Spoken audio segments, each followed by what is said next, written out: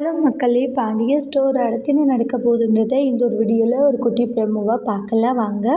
கோமதி பாண்டியனுடைய மனசை எப்படியாச்சும் மாற்றணும் அப்படின்ட்டு நினைக்கிறாங்க. ஏன்னா அவர் என்கிட்ட பேசாத இருக்கிறது ரொம்ப கஷ்டமாக இருக்குன்ட்டு உடம்பு சரியில்லாத ஆன மாதிரி ஆக்டிங் பண்ணுறாங்க. ஆனால் பாண்டியன் அதை விட ரொம்பவே உஷாரு. ஏன்னா பாண்டியன் கோமதி நடிக்கிறாங்கன்னு தெரிஞ்சுட்டு அவங்க உடம்புக்கு முடியாத படுத்துட்டு என்ன தான் பெர்ஃபார்மன்ஸ் பண்ணாலுமே அதை கண்டுக்கிறது கிடையாது. அவங்க பாட்டுக்கு அதை கேஷுவலாக விட்டுருவாங்க. சரவணன் மட்டும் அவன் என்னமாச்சு ஹாஸ்பிட்டலாச்சும் போகலாமா அப்படின்னு கேட்கவும், இல்லாட அதெல்லாம் வேண்டான்றாங்க.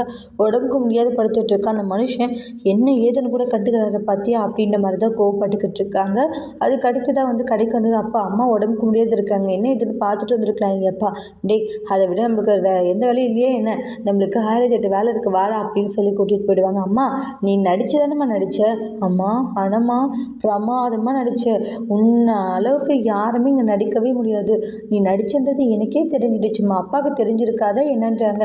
இந்த மாதிரியெல்லாம் ட்ரை பண்ணுறதை விட்டுட்டு நீ ஒரு மாதிரி ரொமான்டிக்காக ட்ரை பண்ணுமா அப்படின்னு சொல்லிட்டு போகிறாங்க. என்னடி சொல்கிற? ஆமாம்மா நீ ரொமான்டிக்காக ட்ரை பண்ணு, கண்டிப்பாக அது சக்ஸஸ் ஆகணுவாங்க. அதே மாதிரி என்ன பண்ணுவாங்கன்னா லெட்டராக எழுதி கொடுக்கலான்னு சொல்லிட்டு அதை முயற்சி பண்ணுறாங்க.